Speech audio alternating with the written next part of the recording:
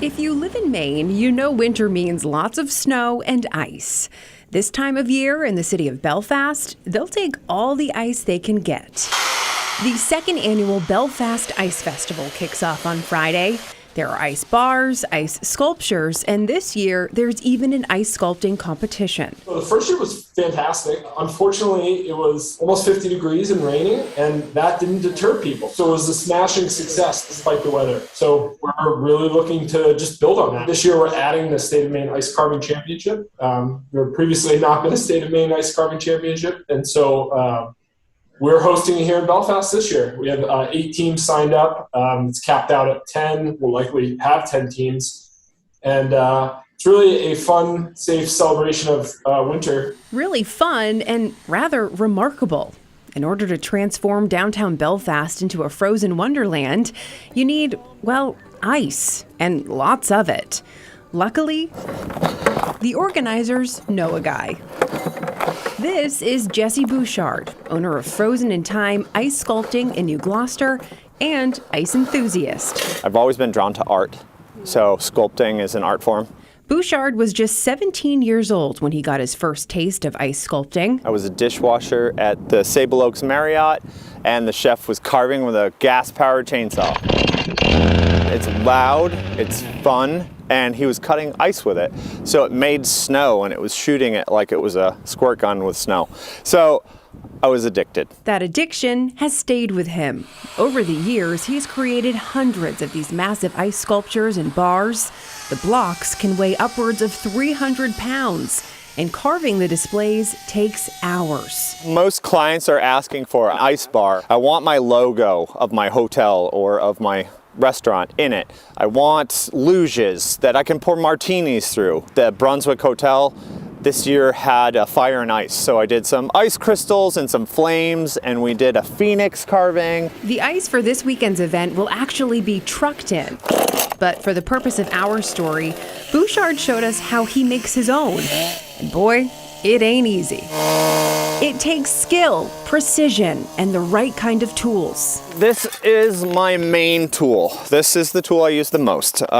This is an electric chainsaw. You could never use this on wood. Instead of a wood carver who's pushing into the wood, my chain will actually pull me into my ice.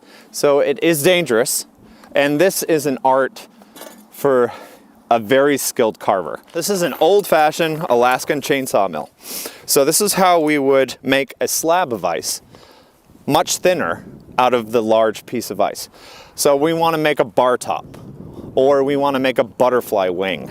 We need it super thin and perfectly straight. So Alaskan chainsaw mills were designed for cutting slabs out of trees.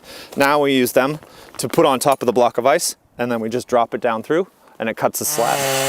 After he's finished cutting the ice block, it's time to pull it out. Then the fun part, assembling and carving. After you have this slab of ice, you need to stick it onto the bar. You need to build the bar. So in order to have one piece of ice fused to another piece of ice, you need aluminum. So that's what I have, a small piece of aluminum here. We use a torch, a small torch,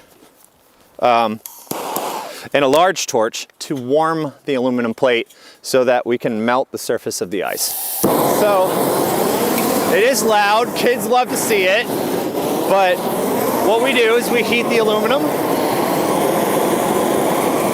It doesn't take long at all. This is now like an iron.